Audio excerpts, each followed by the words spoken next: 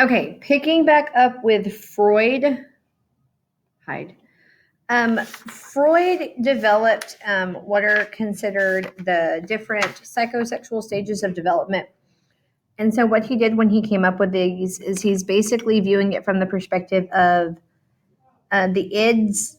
The id has urges to go seek out pleasure because that's what the id does, right? It's the pleasure principle.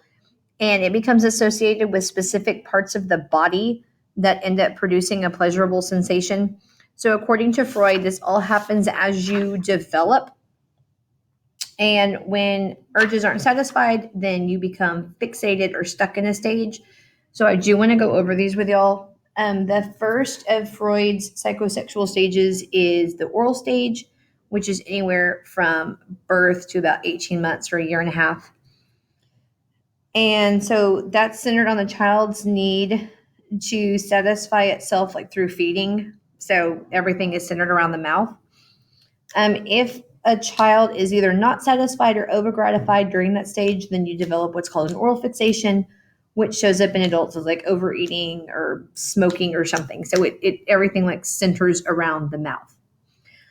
During the anal stage, which is anywhere from around 2 to 3, everything centers around your bowel and bladder eliminations and then coping with those demands for control. So, like I said, this usually pops up during toilet training with kids. A fixation in this deals with like neatness and orderliness, or you're either messy, rebellious, or hostile because it just depends on how your ego is trying to deal with everything that's going on while you're trying to figure out how to use the bathroom. Freud's third stage is the phallic stage, which this is probably like the most controversial of Freud. This is anywhere between ages 3 to 6. Freud suggested that children's focus shift to their genitals, and a lot of this is going to have to deal with the development of the Electra complex and the Oedipus complex. So what happens is with Freud that boys, according to him, sexually long for their mother, and they feel anger and fear and hostility toward their father, which is the Oedipus complex, which that's the Greek story of Oedipus, who's a king who unknowingly kills his father and marries his mother.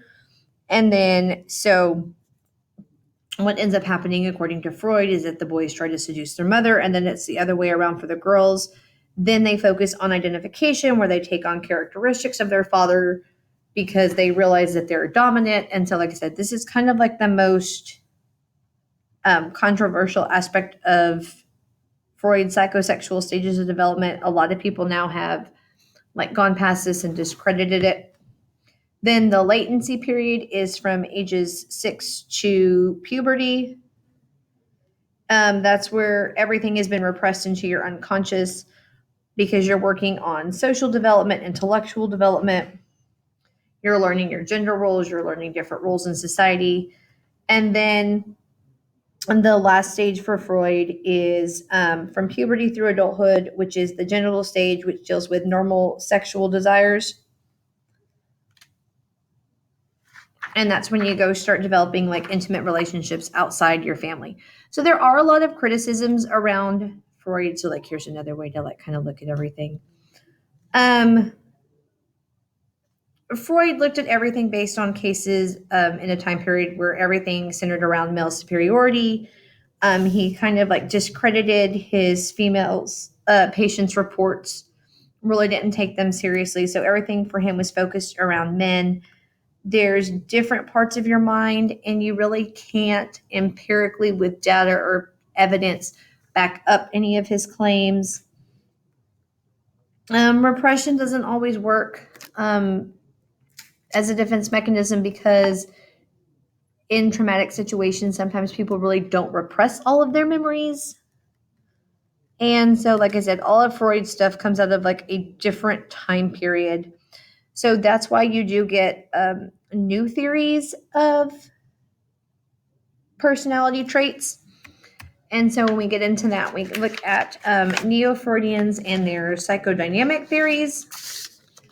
So psychodynamic, like I said, these are the people who studied Freud, but they really don't 100% agree with his views on everything. They're focused more on the importance of social factors that are influencing your personality.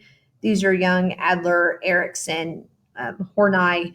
So, like I said, they're all focused on social connections, not about sex and aggression.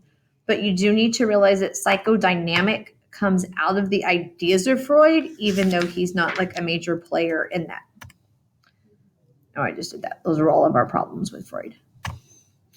All right, so Carl Jung, he was a student of Freud's, and he saw the unconscious as having two parts: your personal unconscious, which is all of your repressed memories and emotions, and then the collective conscious, which is the shared sense of universal experiences that are common to all humans. So these are things that all people have in common. And these universal memories are organized into archetypes, like I said, which are universal. They influence our behavior and personality. You have like the shadow, the masculine archetype in women, the feminine archetype in men, heroes, and all this kind of shows up in our dreams and influences your behavior at an unconscious level. And so he's a little bit more positive than Freud. He's looking more at individuation, where people are fully aware of their true selves through the process of assimilating your personal and collective unconscious together, and that becomes your persona. And so he's kind of more relevant now with anthropology and philosophy with his ideas on archetypes. But his big contribution to psychology is going to be this.